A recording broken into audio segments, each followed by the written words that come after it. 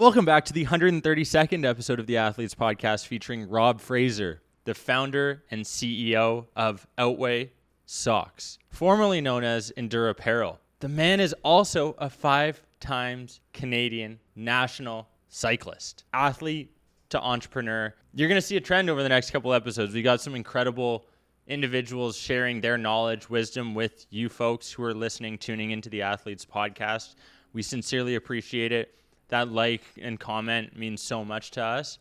But I want to talk about Rob Fraser and the incredible human being that he is and what we talked about during this episode today. Specifically, the athlete to entrepreneur process, the correlations between athletes and entrepreneurs and how they can directly take what they learn in sport and apply it to business. He talks about the brand outgrowing him as a human being. It took him years to establish this ideal customer profile, and he's now at this point delivering and receiving tens of millions in orders on socks, and they're branching out into other apparel. But life after sport can be better, and this is one of the main messages that Rob wanted to share today. Specifically, reinvesting to grow your company. This is also something that's super important. It's just like being an athlete. You need to invest time and energy as you continue to grow. It's the same in business. It's the same for building a brand. Specifically also, he talks about these sponsorships, how athletes should go about it. Maybe you want to work with Outway. I'm just saying, take some of the insights that we learned from this conversation today and apply it to how you are going about your journey as an athlete. We also touch on learning from your mistakes, how important it is to be authentic throughout your process, as well as his biggest piece of advice for the next generation of athletes. Folks, you are in an amazing spot right now because you're about to listen to Rob Fraser talk on the 132nd episode of the Athletes Podcast. It's a doozy. For those who are listening, Jordan Maslin is our producer. I'm David Stark, your host. Let's get into it. Here we go. Hey, we get to chat with Rob Fraser today, the man who is creating the sock, or the Apple version of sock, I've heard you refer to it as, which is pretty exciting because I was fortunate enough to, a couple weeks ago, grab a couple pairs myself, toss them on, and they are by far the most comfortable socks I've ever worn in my entire life. So, Rob, pleasure to have you on the Athletes Podcast, 5-time Canadian cycling national representative. Appreciate you coming on. Looking forward to this conversation. Yeah, thanks for having me. I'm excited to chat. Let's just go right into it. A couple weeks ago, you rebranded from Endure Apparel to Outway. Can you maybe just describe what this journey of the entrepreneurship life has taken you recently? And then we'll dive back, peel back layers to the onion to your journey as an athlete getting to this point, or maybe you want to start there even. We can start with the first question and then kind of maybe like start where we are today and then go back to how it began. But yeah, May 1st, so a little over a month and a bit ago now, which feels like a couple of weeks. It's kind of flown by as things do. We rebranded from Endure to Outway. We operated under the Outway or under the Endure name for about 5 and a bit years. So it was a bit dramatic and a bit of a challenge, that's for sure. And it wasn't something we necessarily woke up one day and said, we're going to change our name because we want to. It was something, external circumstances, and I can't talk too much about it, but people can probably figure it out on their own. And ultimately we decided is like, when looking at all the different paths that we could take, and there were many, we were still early enough in the journey to kind of change our name, maintain our logo, maintain our product team, all of that great stuff, but change just simply the name from Endure to Outway and kind of chart a new path. And so we chose that and used the opportunity to sort of evolve the brand, evolve everything we've done, and kind of champion the same brand and everything I mentioned before, just under a new name. And there's like 1,000,001 stories that go along with that journey, but maybe that can be the brief overview, and we can dig into the details perhaps a little bit later. Yeah, I mean, let's start from the beginning because you spend 5+ years representing Canada downhill mountain biking, and I'm sure you had various socks ripped throughout your day, probably wore a ton of crappy ones. And was this the inspiration that got you into creating this brand? Yes and no. I mean, it didn't come out of like necessarily a desire while I was racing for a better sock per se. But in cycling, socks are culture. They're kind of how you differentiate yourself from other riders. Generally speaking, your kit or what you're wearing, your jersey, your shorts, helmet, gloves, whatever, is all either given to you by your team that you're on. Even though it's an individual sport, you generally are on a team, that team has sponsors, or it's something you've purchased, and generally you keep those relatively low key because you want it to be kind of like not too loud or whatever. And so like the way you would kind of express yourself or get a little wild is mixing up your socks. And you call it like sock doping or your sock game. So it was something kind of ingrained in me early on that like fun socks were just a part of life and a part of the culture. And so basically once I transitioned out of cycling, that's when I kept wearing those fun socks I was using for cycling. But the aha moment was like, these socks are great when I'm on the bike, but they kind of suck for everyday life. They're not very comfortable. They're not well cushioned. They fall down if I'm running, for example. And then just like digging into the sock space a little bit more, it became obvious that socks had remained fairly sport specific and lifestyle specific when the rest of the apparel industry had shifted towards more all day athleisure wear and active wear. And so that was kind of the insight of like, well, why don't we create a pair of socks that's functional and looks great that can be used across the entire active day instead of just the one sport. And that's kind of what we focused on. It's something that most people probably weren't even thinking about, the upping their sock game. And it's something that makes the world of a difference. You don't realize how good a nice pair of socks feels until you put it on. And that's what I experienced a couple of weeks ago when I tossed on my first pair of Outway socks. I was blown away, honestly, because I didn't think it could even really happen. I figured socks were socks and didn't even consider it. But definitely something that I've now very appreciative of and going to be ordering more. But you went from this high performance athlete to then bringing high performance to the world of business. And you've talked about athlete to entrepreneur, the process, the correlations. I'd love for you to maybe dive into the details that you've noticed over the past couple of years, applying what you learned from sport to now in the entrepreneurship world. Yeah, I think like a lot of what I learned in sport has translated quite directly into business. I call like business actually the sport of business. And like I just call myself like I'm still an athlete. I'm just in a different sport, and that's business now. But when I think back, even like what kind of drove me towards sport, and in particular mountain biking, was actually in hindsight a lot of the entrepreneurial tendencies and entrepreneurial aspects of it, which was like booking your own travel, working on like a really big, hairy, audacious goal, working with others. I was generally in like leadership roles on the teams or building my own teams. And really, and ultimately it comes down to like kind of just like carving your own path in the world and just like going after something really large. So that gives you like a certain mindset and toolkit that I think applies broadly across many things in life, and one in particular being entrepreneurship. So, I think I was always entrepreneurial, and not coming from like an entrepreneurial background or like family.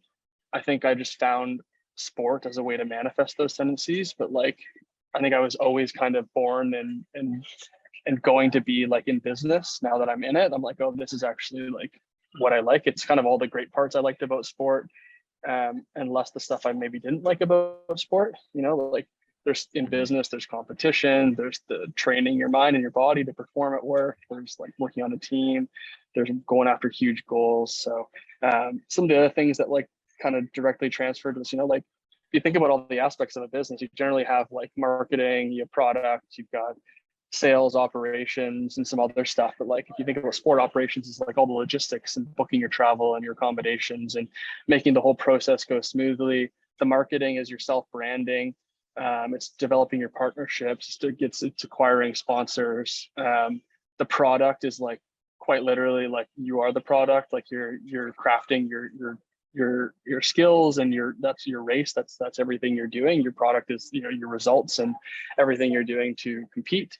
And then the sales is again kind of like more in line with marketing, but you're selling yourself, and you're trying to make income, and you're doing all that great stuff. So there's a lot of like, and then finance, like you're managing your finances too. So like all these things you're doing as an athlete, especially one that maybe doesn't have, and this is the majority of athletes, you don't have an agent or you don't have like a business manager, so you're doing it all yourself, like most people are. So you're learning all these skills, and those skills can be applied directly to entrepreneurship and business. Like I think a lot of athletes unfortunately don't get taught that or think that way.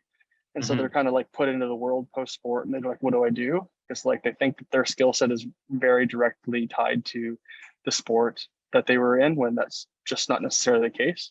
And so, yeah, that's just generally like a long-winded answer of answering your question. But yeah, like I still feel like I'm competing basically every day like I was. It's just a different sport. Yeah, I love the analogy, the way you break it down there. It's even, I remember you telling a story on another podcast about how you were 17 traveling through Europe and having to figure out your logistics on your own. This is something that the same in the entrepreneurship world. You had to figure out marketing, supply chain, how to figure out finances. You did it all yourself. And in 2021, you passed the $10 million mark. And like, I'm just so curious how that felt for you, because in sport, you might have a couple times every year where you're able to get on the podium and really compete. Whereas in business, every day you wake up and you see your numbers and they're staring right in front of you. So it's probably a bit more, difficult at the beginning, but once you start building that momentum, you can see the results on a daily basis. And for you, you finished second overall in the country in downhill mountain biking, and then basically packed it in during your prime. So I can't imagine what that feeling was like to recognize, identify the fact that, hey, I get this is where I'm at, but maybe this isn't the end goal or what I'm going to be doing for the next 5 or 10 years. Yeah, I mean, there's a lot there. So I think the main thing to anchor around is kind of, yeah, like the year I decided to walk away from racing, that season leading up to the decision. Yeah, I finished second overall. I was in my early mid 20s, so still like very much in my athletic prime, at least as it relates to that sport. But like kind of just like looking into the future, I was like, I could make a real go at this, but the years I have left in the sport and level I would need to get to make the earning potential that would provide any kind of level of living that would be reasonable as I enter my kind of mid to late 20s. It just didn't look like a reality, even though it was possible. And then also like understanding that like time in the game is everything. And so like I needed to kind of start something new earlier than later, rather than kind of holding on to the current dream a little too long. And so it was an easy decision. And there was definitely a 2-year period where like, and look, I didn't retire from sport with the idea of starting a soft brand or going into business. There was like a 2-year period where I was trying to figure out what that was. So, I went back to school and I thought maybe the natural kind of evolution would be some sort of career in sport, like sport management or agent or whatever, just utilizing those experiences and skills and hopefully helping other athletes sort of avoid the landmines that seemed sort of obvious. But very quickly realized that wasn't going to be fulfilling for me. It wasn't big enough of an impact, I felt. And generally most sport organizations and jobs come with a lot of red tape, and they just suck for the most part. They're government funded. That's all you really need to say. Yeah, I decided like kind of in that 2-year period, like I need another big goal to go after. And that's what ended up kind of like being like, let's just start a business in the athletic space. I can still be involved with the brands and people I enjoy interacting with, but on the other side of the table. And let's see what that looks like. Yeah, I kind of came to that realization at 17, 18. I'm like, yeah, I'm not going to the NHL. I'm not going to the PGA Tour. So, let's focus on school, make sure we get good grades, and then go from there. And to your point, you need time in the game, right? And you took 3 years to figure out like your advertising, your marketing, how you wanted to do it, and until you started to actually put dollars towards it, right? Like you wanted to figure out who that ideal customer was, who fit within your brand, and then to provide really an authentic attraction to that brand. And I know that's something that you really focus on, and you've got an incredible community with Outway. Can you speak to maybe the incredible athletes you've worked with and how you're really trying to help athletes through this process as well? Yeah, in the early days, you definitely didn't pay to acquire customers. And honestly, it wasn't like a conscious decision. I just didn't even know how. So Right. I can't stress enough that like I didn't know anything about business when I started, other than what I had kind of learned in sport. And So what I did know right away is athlete marketing. I knew like the power of sponsoring athletes because like I was on the other side of the table. So I was like, okay, if we're going to build an athletic brand, the thing that makes the most sense is creating some sort of ambassador network, and Mm-hmm. not some like kind of silly modern ambassador network you see all these like multi-level marketing brands doing stuff, not some like transactional bullshit program, like a legitimate like grassroots sort of like ambassador sponsorship program where we would find up and coming athletes or recreational athletes, people that would be in the community and everyone would point to and be like, yeah, they're always there on the weekend. They show up, they do a great job, they've got a great attitude to inspire others. And the idea was like, how do we empower that person with our product so that they can be like a living and breathing representation of our brand values? And so we've grown that program over the years to over 1,000 members. And that's just really supporting grass level or grassroots sport. As we kind of evolve under the Outway name, we're looking to maybe pivot into a little more high level sponsorship and really kind of thinking of those athletes who are still kind of in that same lane of like, not just, they haven't just won gold medals, but they've overcome adversity. They're kind of inspiring others. They're carving their own way. And so like you'll see a shift in our ambassador and athlete program. We'll still always have some sort of grassroots stuff for sure, but like we're going to start introducing some of that higher level athlete marketing as we can afford to. Right.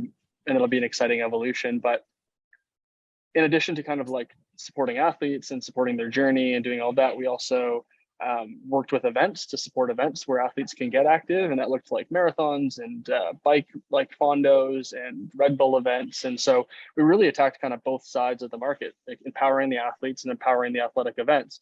And so that if you were getting active within North America or in Canada in the early days, there was a pretty good chance that you would like interact with our brand at a local event or with different athletes there. And it was a slow but worthwhile way to like grow the brand organically. And it's hard to do because like I said, it is slow, so it doesn't generate the return quickly. And so you kind of have to figure out ways to innovate around business model and survive. But we made it happen, and it's really paid dividends now, kind of like almost 6 years later. Yeah, it's incredible, and having been witness to your journey over the past couple of years here since we started connecting on LinkedIn, which is a crazy new platform. I threw it out there. We have some questions that I want to go through, get from specifically people who asked. Will Knights, who's the founder of IQ Bar, was actually curious about how you guys are handling D2C challenges right now. Something that everyone within the space, obviously the macroeconomic shift has occurred and people are worried about a recession. And I don't want to talk too much about like specifically direct consumer businesses, but it is something that like you're having to adapt, be agile as a business owner. How are you guys handling that right now? Yeah, it's definitely tougher out there than it's been, in the trailing 12 to 24 months. But um, the main challenges you would see right now, and what he's probably alluding to, is kind of like a rise in costs across the board. So everything from your product costs to shipping costs to cost to acquire a customer, basically everything's got more expensive, as well as hiring wages and staff and everything. Everything's got more expensive, and unfortunately, businesses can't exactly raise their prices as drastically as their costs are increasing, because at the same time the consumers have less dollars because of inflation or purchasing power due to inflation. So it's like almost like the world's worst situation to find yourself Mm-hmm. in. And so what we've done is like we've luckily been in the game long enough now that we do have a bit of leverage in terms of like our suppliers and our partners, who we can all use economies of scale to kind of overcome some of these hurdles that maybe affect smaller brands a bit more. So that's just one benefit of like, being in the game as long as we have, is that like we do have a little more leverage in those areas. So and that's honestly like kind of one of the hidden truths about business is, like generally as you get bigger and bigger, you get more cost efficiencies, because generally the margins pass down to the early people, or even just the general consumer. Like if you walk into the post office and try to mail me something from Toronto to Victoria, it's going to cost you, 4 or 5x what it costs me to mail you something back, right? So like they're making their money on you. So I would say that like for any brands out there that are looking to get their costs more in line, my suggestion would be is like, how can you start to build relationships and partnerships that bet on you earlier than later, that maybe give you a higher level of discount in kind of early on and earlier than your expected growth. We've always done that, like with Canada Post or other brands, like they've always kind of taken bets on us and give us like a couple tiers than where we are currently, higher discounts, because like they know we'll grow into it, we're good for it, and they kind of want to help us along. So there's maybe the one thing that like you can do in this industry if you don't necessarily have the leverage is ask. You know, a lot of people don't ask for help, and generally speaking, like if you have some sort of credibility or you can show that you're growing, these businesses want your business for the long term. Like they're looking at lifetime value, so it's worth their dollars to give you a bit of savings today if they think you'll be around in 3 or 4 years. So I would maybe like just ask, and so that's what we're doing. We're just continually asking, you know, like shamelessly, and so we're just trying to lower our rates. We're trying to just cut costs wherever we can, that makes sense. But at the same time, if you start like we're not doing layoffs, we're not really trimming things back, because these are also good times, like the Warren Buffett quote, you know, when others are fearful, you should be greedy. And we've positioned ourselves to be in a pretty good position. You know, we've raised some money last fall. We have a great business with strong unit economics. So honestly, like the worst things get, although it's really hard for us, I somewhat, you know, like enjoy it, because it's an opportunity for us to get on our toes when other people are on their heels. And that's just, again, a function of just like really grinding it out over 6 years. You know, it didn't like luck into it. We've gone through a few of these ups and downs and different things. You know, we were trying to grow through COVID, like the early days, right? Like that wasn't easy when the world shut down. So it's not our first rodeo, but yeah, again, long-winded answer. But for people that are like really feeling the pressure, I would say everyone's in the same boat. So ask your partners and lean on them for maybe some short-term relief.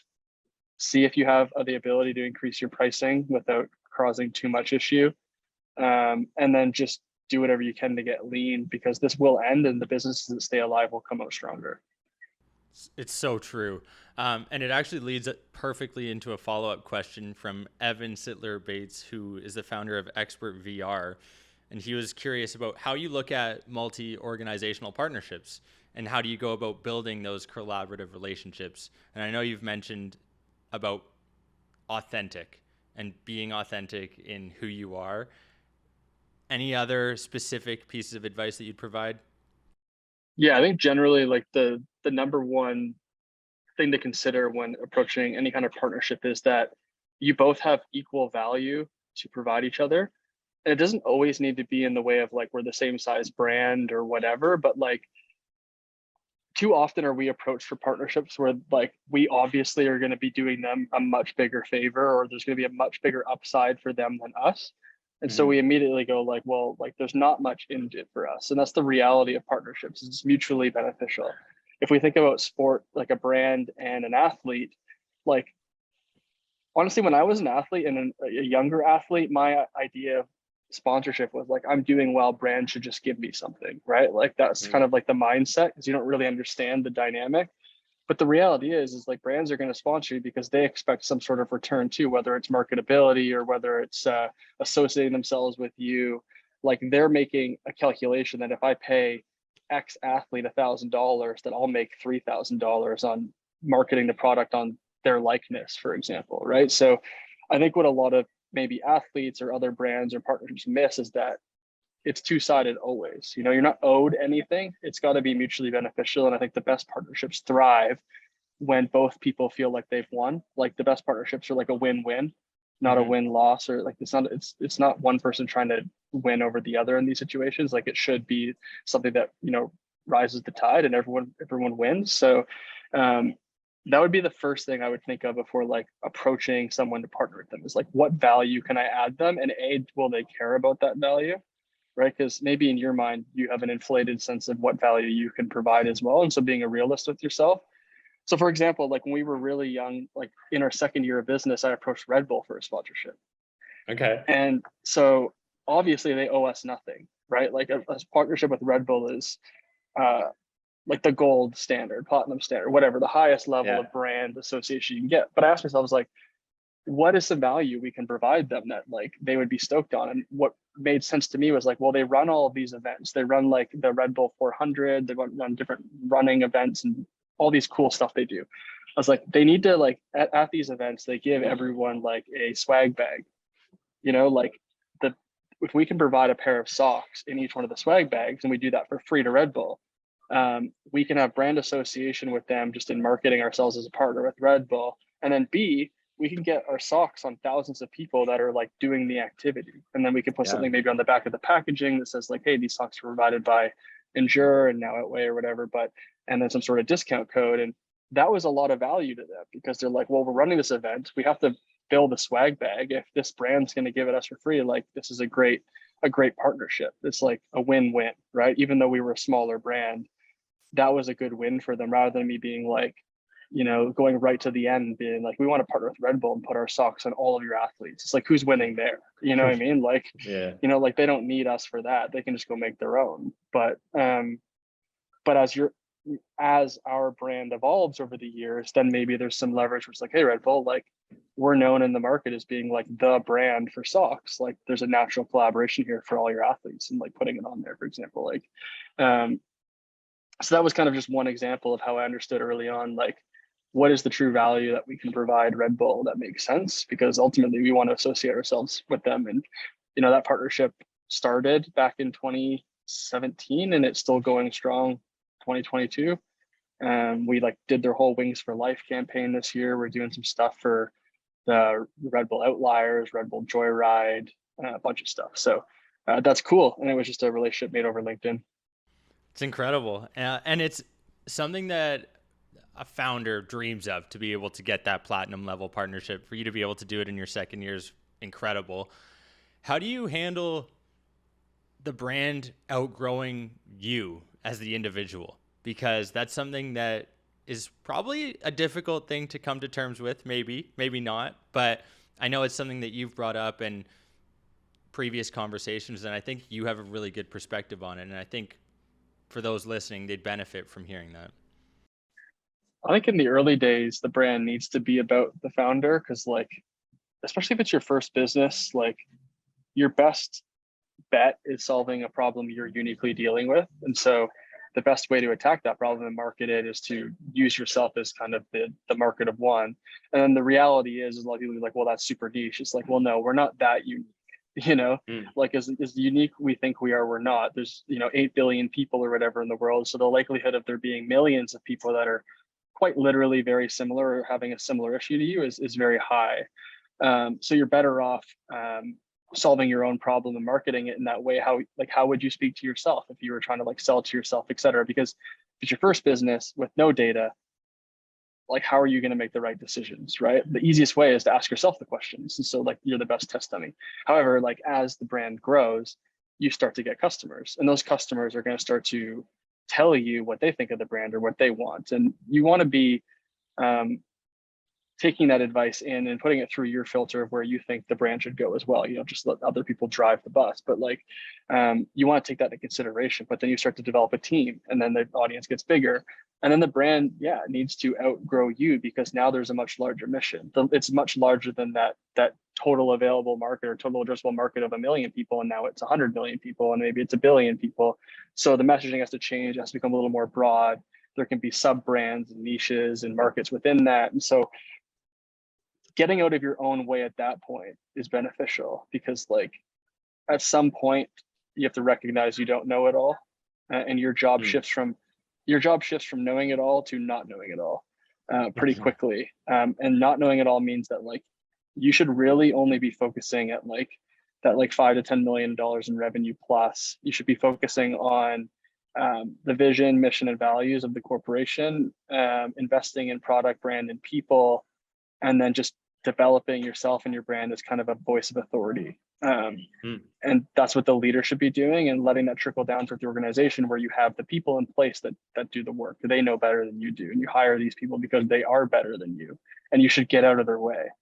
Right? Like, so I think like that's important. And so like I have an ego, and I've always had an ego, but I found that this was never really hard for me for some reason. I always kind of knew that like what I'm really good at is knowing like where the brand should go in the vision. So like I'm very comfortable not doing the day-to-day things. I don't need to run the ads or make the product anymore. I like seeing them and having my an opinion and be in the high level meetings, but like I've always been really comfortable like delegating those things as soon as possible, because like I was okay at them. But I think I really like the idea of like developing the culture and developing the brand and doing the things that I really enjoyed day one. So I think like maybe for people that start as like they're hyper specialized in one thing, maybe they're a designer or they're a marketer or whatever, it may be harder for them to get out of their own way.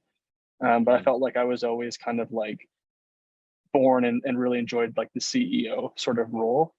In the early days of a business, the CEO role is like, or packing orders, you know, it's like, it's just like, you just self-appoint yourself as the CEO. And I still like call myself a CEO with like bunny ears or whatever, because like, it's again, a weird shift of like, in the early days it's self-appointed, and then eventually it becomes pretty real as other people start calling you that, and the team's like 25 people and you've raised millions of dollars and whatever, then like at some point it becomes real. But still, to me, it feels so self-appointed a bit, even though like it's quite real. But at the same, like that's the imposter syndrome part of the whole journey too. So yeah, but I think like there's a time and place for it being kind of around the individual, and then you need to get out of your own way, because ultimately the business is more than you, and the business is like a true business that reaches scale is how others can ascribe their own meaning to it that makes them feel. And the last thing you want to make the business about is you, like, because then it's not going to scale. Yeah, so true. And I remember you mentioning like that ego and wisdom as a powerful combo to see success. And you have to learn from your mistakes, and your team has to learn from their mistakes. And you need to be able to say, hey, one mistake's fine.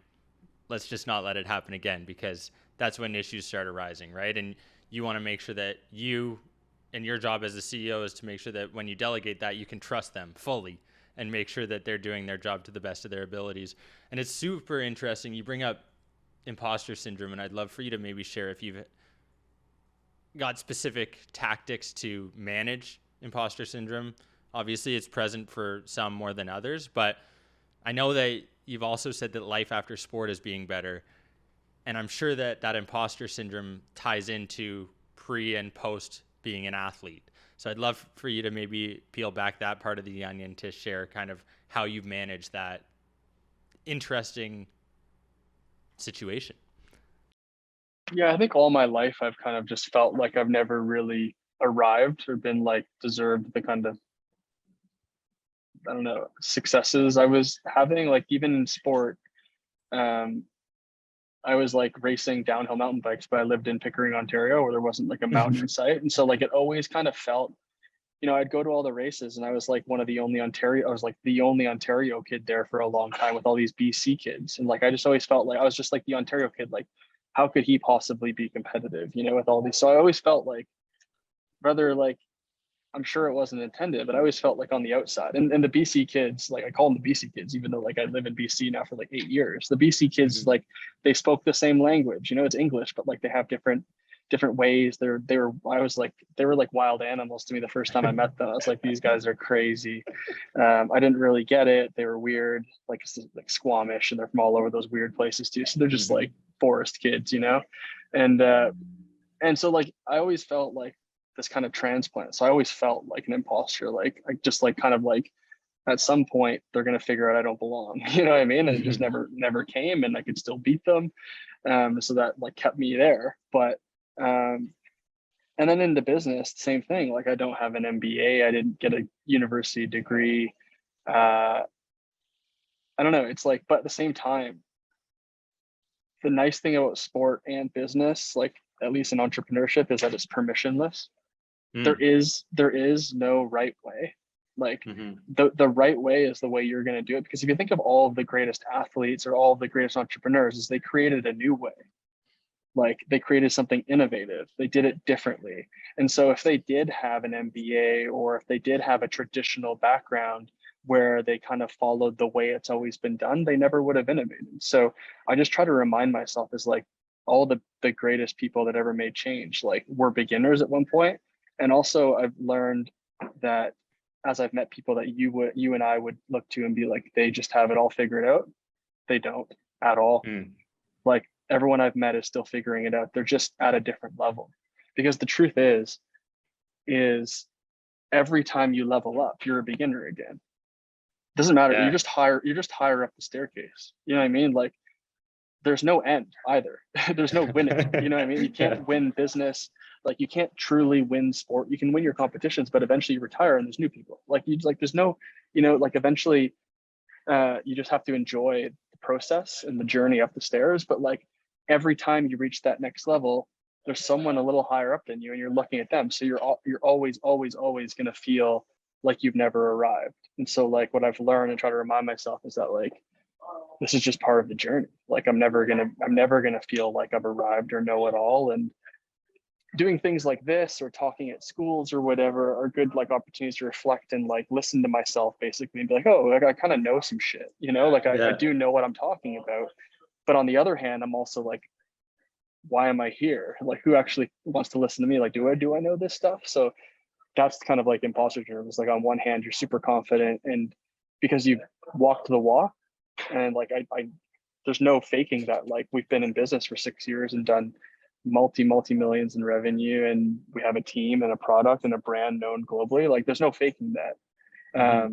So like I can look to that and be like, okay, I guess we did that, but at the same time still be like, well, I feel like I don't know a lot. Yeah. So it's a weird kind of thing. I explained it to like a friend the other day. I was like, it's still hard to fully articulate, but I feel like I hold like two opposing beliefs at the same time. On one hand, I know some of my goals, like our goal of becoming like $1 billion sock brand, or some of these other goals I have, I know are just like so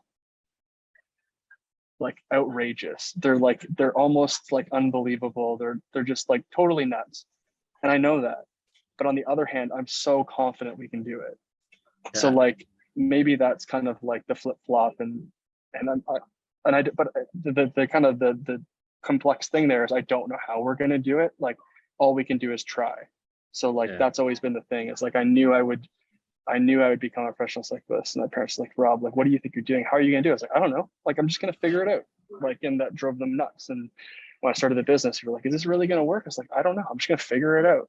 And so like I think if you harness that I'm just going to figure it out attitude, like most things in life become available and possible. I love having these conversations because it gives the opportunity, to your point, for people to articulate their thoughts.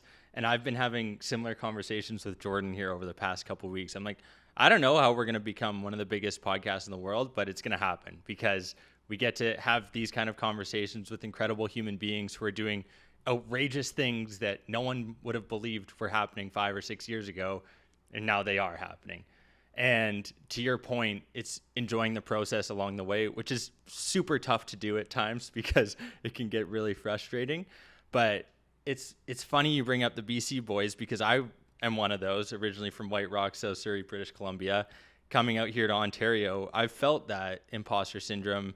There is a difference when you head out to the Middle East, as I like to call it, in Ontario here, and you have to deal with the fact that you're not accustomed to the different intricacies that go on in Mississauga compared to Toronto or Scarborough or whatever the case may be. But at the end of the day, if you can go back to being authentic, then you're going to end up creating a community, building momentum. And at the end of the day, if you're able to do those things, you're going to see success.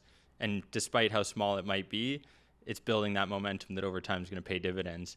And I'd love for you to maybe share some highlights that you've experienced over the years, because 6 years is a long time. I'm sure there were ups and downs during that process.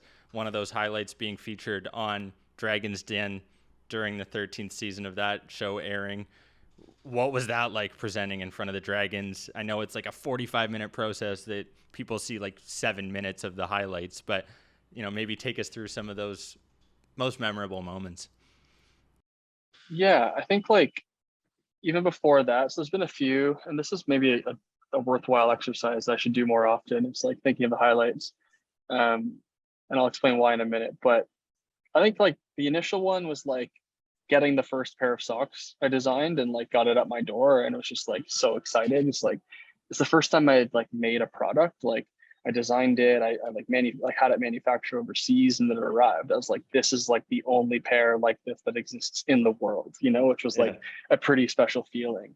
And then I think the only thing that that trumps that feeling is when someone else buys that pair of socks. It's like, oh wow. So those are like the first two initial moments of like, this is cool. Like we made something, I get to put it on, and then I made something and someone bought it. And of course they're like people I know. So it's still cool, but like I'd say then the next step is like seeing someone you don't know wearing the product in public. You're like, oh shit, that's cool. And I still think it's cool. Yeah.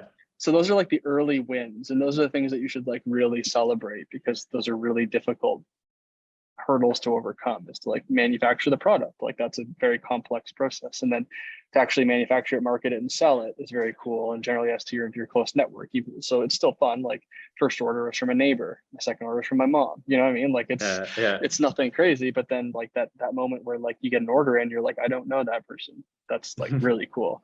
And then you're out in public and you see someone. I remember quite vividly that I traveled home to Ontario in like the second year of the business, and I was driving out to the Milton velodrome to just watch a race, and I saw someone riding in our socks. I didn't know. I was like, that's cool. Like they're in Ontario. Like there's a lot of our market sales were in BC at that point. So those are like the early wins. And then like the next notable one was Dragon's Den, because that was the first time that there was like external validation of the business itself, that like we were considered even legit enough to kind of go on to it.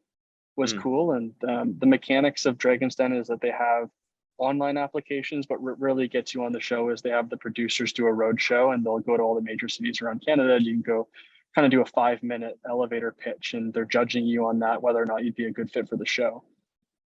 And so we did that, and then I got a call like a couple weeks later, and we got on the show, and you don't have much time to prepare. I think we had like 6 weeks to develop a pitch, and really like that's kind of like what forced me to kind of dig in, and at that point to like decide like, am I going to really go for this? If we're going to like put this on national television and like put it out there, like I'm going to, my reputation's on the line. I want to like take this really seriously. So that's when like the decision to kind of quit the other jobs and drop out of school happened. Is like, let's go for it, and so we went on. It's in Toronto, like a 9th or 10th floor of a building, which you wouldn't think it looks like a warehouse.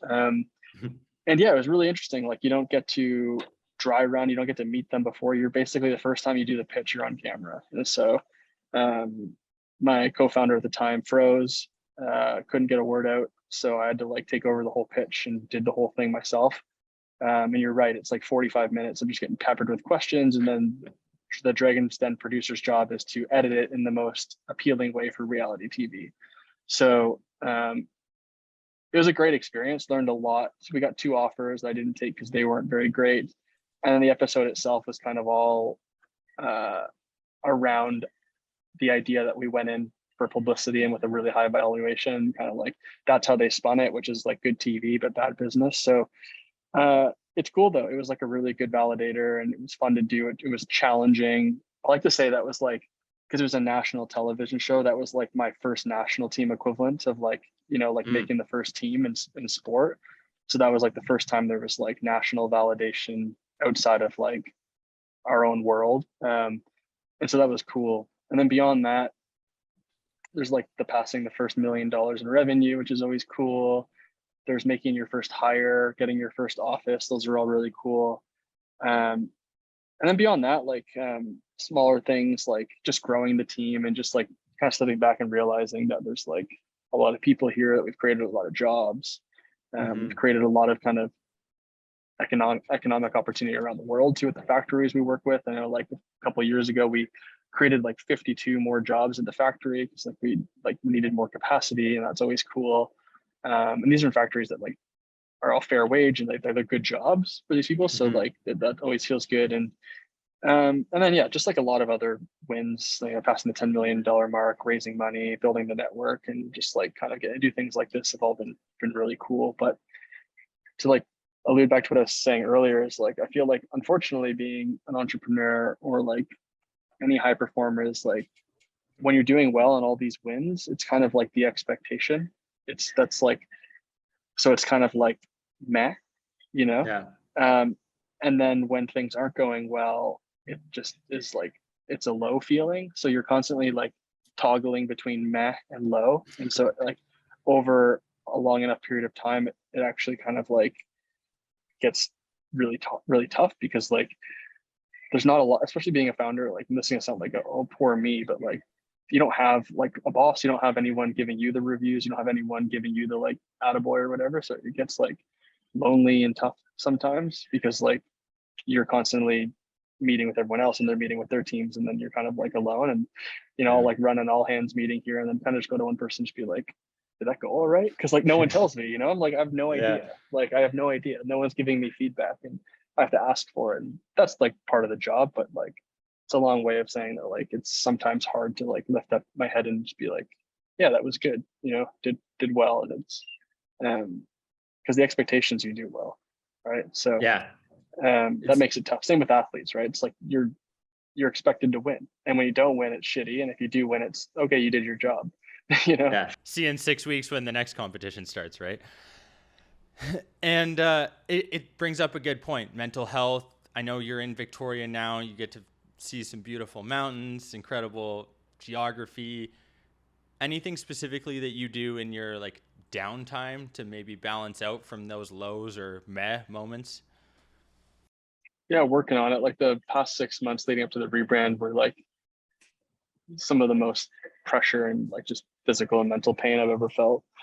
And so it's been like an ongoing process over the last couple of months to try and recover. It's been like pretty unlike anything I've ever tried to like recover from. So, and it comes and goes. So it's like heightened anxiety. I think just like the being on tilt for like 6 months drained the tanks, and the tanks that fill and help manage things like stress and anxiety and those sort of things, like they take a long time to recover. I'd equate it to like a bone break versus like a tendon tear. Like a bone break heals pretty quickly, and that'd be maybe more like acute things, but like tearing a tendon, like it can be like a 6 month or 12-month recovery, and like you have to really take care on those things, and they take a lot longer to train too, right? Like you start running, it's pretty quick that like the bones and everything in the muscles, they adapt quickly, but the tendons won't adapt as quick. They take a lot longer. So I've been just learning that like I have to forgive myself and kind of take it a bit easier over these next couple months and just like throttle down when I need, or cancel things I don't feel like doing, regardless if I'm going to piss someone off. It's just like I just can't do it right now. Like I think even we've rescheduled this podcast a few times. I'm not sure if it was because I was having one of those days or moments, but like understanding that that's okay, and just like you be real with people, like, look, I'm not feeling up for it today. It's like, like just so when normally I was just like a yes man. So like I've just been saying no to a lot more, really focusing on like my eating and sleeping. So like I actually had like a call with one of my like advisors and my board member, and he's like, well, Rob, like you're still an athlete, like you got to remember that like you can't just run it like you can't red line all the time. And he's like, you got to like just remember, you got to recover. Like you just went through like a championship bout for like 6 months, and you need to like actually take some time and recover. And that's how I know I've got like a really good team around me, like our investors and stuff too. The majority of them I've talked to recently, like first thing they ask me is like, have you taken some time to like just chill out and like relax? It's like, well, I'm trying to now. Like obviously like in May, and we had to launch the rebrand, so the work wasn't over yet, but now the summer's here and we'll try to throttle down. But other things are just like, trying to slow down, find the joy in things, get back out on the bike a bit. But it's always balanced with like there's always shit coming at me. So it's like, like it's trying to manage how to handle it. But I haven't quite figured it out completely yet. But some things that have helped are just like focusing on just the mind and body and like things around there, like heat and cold therapy, being okay canceling things or like not doing things that don't fill the cup. And like it's just another thing I learned that I think is worth noting is that that I've tried to like implement is I have a kind of a monthly lunch with a sports scientist, which is super interesting. And he says like, we're talking about how a lot of high performance athletes, like marathon runners, for example, they spend the majority of their time training in pace and tempo. You would think that like these world record running athletes are like just going out there and punishing themselves weekly, like running at full tilt, but they're rarely running at full tilt. And so what I took from that is that like as an entrepreneur, you have to identify the 2 or 3 times a year where you're going to really need to redline and go full tilt for maybe a week or two. for us, that's maybe going to be kicking off the year or Black Friday or the holidays or something. And then from there, figure out where you're going to be base and tempo, and just kind of like slowly but surely, recover, but like raise your capacity to do work. And so what I've learned is I spent an abnormal amount of time in the red because of the rebrand, and that it's going to take some time to actually recover.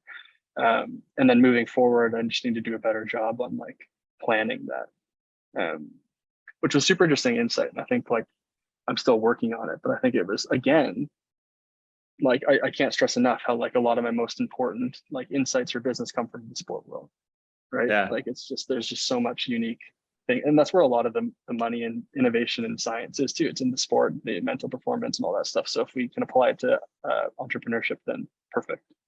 Right? I know. I could not agree more, because I think it's like we have all of these learnings and knowledge on this one side in the sport world, and we can apply this to the business world and entrepreneurship. And then, once corporate gets involved, then it gets really messy, but we'll try and keep it fun with the creator economy and keep the small wins rolling. So Crystal Ball comes out. You're sitting in the Outway HQ in Victoria, British Columbia. You rub on that. What's coming up 5-10 years down the road? What are those audacious goals that you have, those 10-year visions that you didn't think would ever be possible, that you are like, hey, you know what? I have this confidence. I know it's going to happen. Do you have those? Yeah. Yeah, for sure. So the first one is, we're building this to be $100 million to $1 billion brand. So I think in the next 3 to 5 years, that'll be realistic. At that point, we'll have a lot of optionality, whether or not it's hiring someone to replace myself as CEO, or the business is acquired strategically or whatever. Like I want to see it continue to grow. But I've got other goals outside of it too. And one of those being around that sort of like sport of business concept of like, what would it be like to have like a center that in Canada that could promote that, where there's like actual like mental performance coaching, there's pitch contests, there's all this kind of stuff, where there's a hub like that treats entrepreneurs like athletes. What would it like be like to build a center like that? And that would come along with like using hopefully some resources that come out of a win on this company to support others on their journey, which would be really cool. And then the like next level of that would be like doing whatever is possible to take sport private in Canada, so that we can actually give athletes and our top coaches the financial resources and toolkits they deserve, rather than having it government funded and lining the pockets of those that don't deserve it. Love that. I was not expecting that answer, and I'm so glad that I asked that question, because hey, there's a lot of alignments as to what we're doing here. Our goal with the Athletes Podcast is to educate, entertain, and inspire that next generation of athletes. Rob Fraser, you've certainly done that on this episode. I really appreciate your time. I know it is valuable. I'd love to know, have we been successful yet in getting Elon those socks yet? Not yet, but it'll be ongoing. These things are always fun. And that's, again, like one of those things that are like so likely impossible, but why not try, right? Like, so we like rallied the team to get that out there quickly. And for context, anyone listening, Elon posted about on Twitter, like having basically a love for creative socks. And we're like, well, we've got you. So we designed some socks and got them on 3D renders and posted them, trying to get his attention. But it's just one of those things where like, why not try, right? Like, what do you have to lose? In these situations, there's zero loss, everything to gain. So, no, not yet, but I'm confident. Like regardless, we've already won because it got a lot of publicity, a lot of reshares and stuff. So like whatever, we've already won. Like I like to say that too. It's like we just enjoy what we do every day. So like we can't lose. So it's fun. Yeah, I love that. We gave it the AP bump. We're doing our best to support. Rob, as you know, we wrap up every episode by asking our guests what their biggest piece of advice for the next generation of athletes would be. You've given so much knowledge and insights over the past 55 minutes, but I'd love to give you this opportunity to leave one last piece that you believe will be instrumental for that next generation. yeah, I'll try to say something original that I haven't said before. When I worked in a bike shop when I was a kid, there's this mechanic, and at every bike shop there's the mechanic that's been there forever. He's like the wisdom. They're just full of wisdom. And he would say can't means won't. And it would drive me nuts because I'd be like, I can't, I would say, like every kid or someone does, like, I can't do this or I can't do that. And he'd always say, reply back, like, calm as day, can't means won't. I'm like, what do you mean can't means won't? And as I've got older, it just means that, like, you say you can't do something, you're saying you won't do it because you're not willing to kind of get creative or try differently or actually really give it a go. Like, what does can't mean? And why isn't it possible? So I would say the advice would be like, can't means won't. Every time you think you can't do something, reframe it and say, I won't do that. And then see if you're satisfied with that answer. And if not, go try. So sick. I'm fired up. I'm ready to run through a wall right now because I feel like I can do it. Rob, where can people find you on social media? Make sure that they're following along the Outway journey. Yeah, if they want to connect with me and follow me, it's just at Rob Fraser on all platforms. Twitter and LinkedIn are where I'm most active, and it's ROBB Fraser. My name's spelled with one B, my middle initials a B, so ROBB Fraser. And then for Outway, it's at Outway Socks across all platforms, and then outway.com, outway.com online. And yeah, if people have got any value, I guess want support, buying a pair of socks is the best, and it's also going to up your sock game, so it's like a win-win. But yeah, no, I appreciate you having me on. It's been super fun, and hopefully people can get something out of it. 100%. I'm sure they will. Get those socks. They're worth it. I can attest to it. Thanks so much for your time, Rob. Really appreciate it. My pleasure. Thank you, folks, for tuning into the 132nd episode of the Athletes Podcast featuring Rob Fraser. Really appreciate him carving out some time out of his busy schedule to share his wisdom and knowledge with the Athletes Podcast listeners. For those of you who are just joining on our journey, thank you so much for being a part of it. I sincerely hope you are along for the next 132 episodes because they are going to be just as good, if not better, than the last 130. We really appreciate your time. Drop that comment of a question you want answered, maybe a specific athlete you'd like to see in the future. We really want to continue to create this community here that we've built and we continue to see incredible results from. So take this action right now, drop that comment, and make sure you recognize the fact that you have an incredible opportunity to seize your abilities today and see the results come tomorrow. Thank you, folks, for tuning into the 132nd episode of the Athletes Podcast. Take care. For those listening, Jordan Maslin is our producer. I'm David Stark, your host. Bye.